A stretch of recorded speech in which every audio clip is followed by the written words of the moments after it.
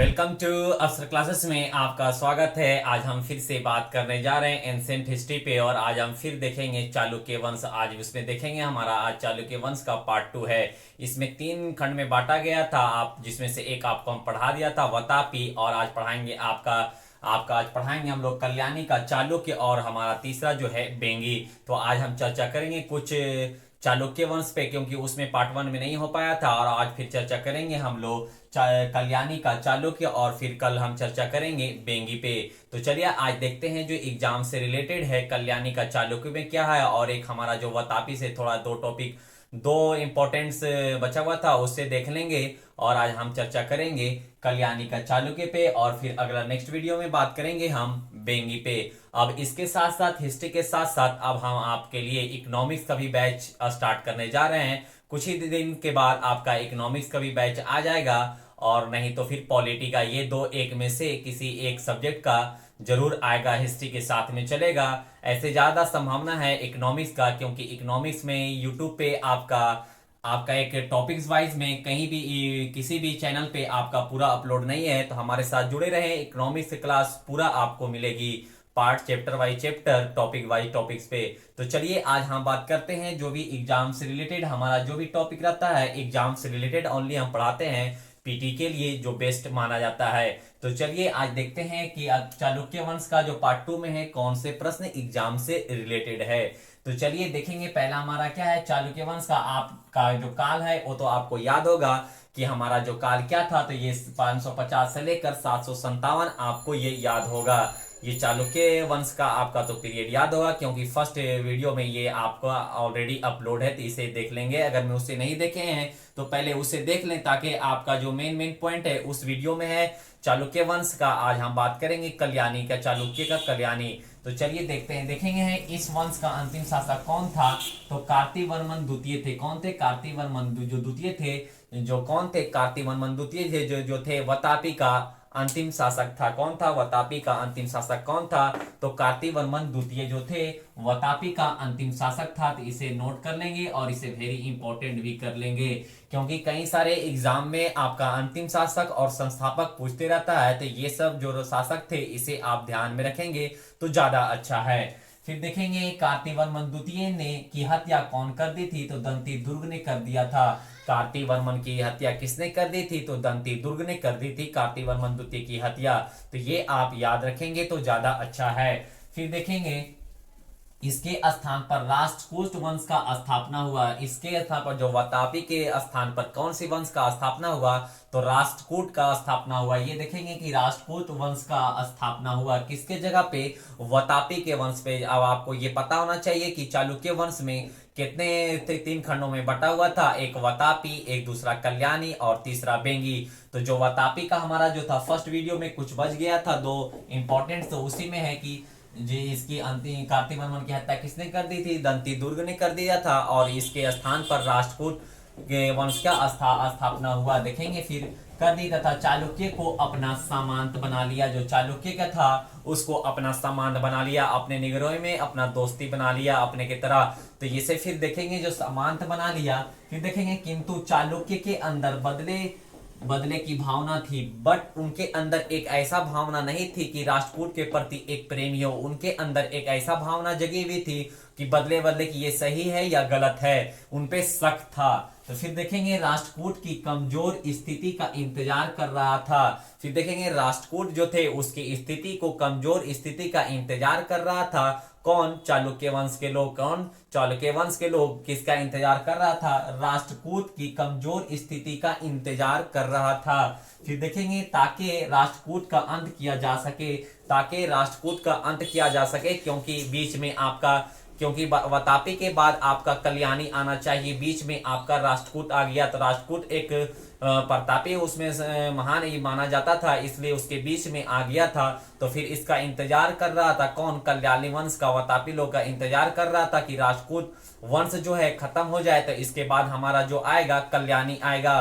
तो देखेंगे इसका इंतजार कर रहा था तो ताकि राष्ट्रकूट का अंत किया जा सके, बट उस दौरान अभी राष्ट्रकूट जो है अंत नहीं हुआ था। तो फिर देखेंगे कि अंत कब हुआ और फिर कैसे हुआ। देखेंगे फिर जब चालू हो गया कल्याणी का चालुक्य जो है वो चालू हो गया, और उसी दौरान फिर राष्ट्रकूट का जो है अंत हो जाता है। देखेंगे चालुक्य के जो सामंत का जीवन जी रहे थे, जो चालुक्य के जो समान जीवन जी रहे थे, एक सामान्य व्यक्ति की तरह जीवन जी रहे थे, साधारण जैसे आम आम लोग जीते हैं वैसे जी रहे थे। कौन? चालुक्य के जो थे, जो सामंत जीवन जी रहे थे राष्ट्रकूट को कमजोर स्थिति का फायदा उठा लिया था। फिर जो राष्ट्रकूट थे उसके कमजोर स्थिति का फायदा कौन उठा लिया? चालुक्य उठा लिया। चालुक्य ऐसे भी इंतजार में था कि राष्ट्रकूट जब कमजोर होगा तो उस पे हम हावी होंगे, ताकि उसका फिर अगला जो है चालुक्य का कल्याणी वो शासन करेगा। देखेंगे कमजोर स्थिति का फायदा उठा लिया। और राष्ट्रकूट के अंतिम शासक कौन थे? कर्क द्वितीय थे। कौन थे? कर्क द्वितीय थे। तो इसे वेरी वेरी इंपॉर्टेंट कर लेंगे कि राष्ट्रकूट के अंतिम शासक कौन थे? कर्क द्वितीय थे। इसे ध्यान में रखेंगे। कर्क द्वितीय की हत्या कौन कर दिया? तैलप द्वितीय ने कर दिया। तो इसे भी वेरी वेरी इंपॉर्टेंट कर लेंगे कि कर्क द्वितीय की हत्या किसने कर दिया? तो तैलप द्वितीय ने कर्क द्वितीय की हत्या कर दिया। फिर देखेंगे चालुक्य ने कर दी। कौन कर दी? चालुक्य ने कर दी। जो तैलप थे कौन थे? तैलप द्वितीय। ये भी पूछ सकते हैं कि तैलप कौन थे, तो तैलप जो थे, तैलप द्वितीय ने चालुक्य कल्याणी का चालुक्य का वंश का संस्थापक था। ये आप ध्यान में रखेंगे। राष्ट्रकूट का इंतजार कर रहा था। राष्ट्रकूट का जो अंतिम शासक कौन था? तो कर्क द्वितीय ने था। उसकी हत्या किसने कर दी? तैलप द्वितीय ने कर दी। तैलप द्वितीय कौन था? तो कल्याणी के चालुक्य का संस्थापक माना जाता है। तो इसे ध्यान में रखेंगे। राष्ट्रकूट का इंतजार कर रहा था कौन? कल्याणी के वंश के लोग, कि वह कमजोर स्थिति पड़े ताकि हम उस पे हावी हो जाएंगे। एक दिन राष्ट्रकूट कमजोर पड़ गया, उस इंतजार की घड़ी आ गई, और फिर तैलप द्वितीय ने कर्क द्वितीय की हत्या कर दी। कर्क द्वितीय जो थे राष्ट्रकूट के अंतिम शासक थे, उसकी हत्या किसने कर दी? तैलप द्वितीय ने कर दिया। और किस वंश की स्थापना कर दिया? तो चालुक्य कल्याणी का चालुक्य वंश का स्थापना कर दिया। तो आई होप उम्मीद करते हैं कि आपको पता चल गया होगा कि कल्याणी का चालुक्य की स्थापना कैसे हुई। फिर देखेंगे तैलप द्वितीय थे, किसकी संस्थापक माना जाता है? तो कल्याणी का चालुक्य का संस्थापक माना जाता है। देखेंगे यही कल्याणी का चालुक्य का संस्थापक माना जाता है। कौन? तैलप द्वितीय जो थे, कल्याणी चालुक्य का शासक माना जाता है। इसे आप ध्यान में रखेंगे।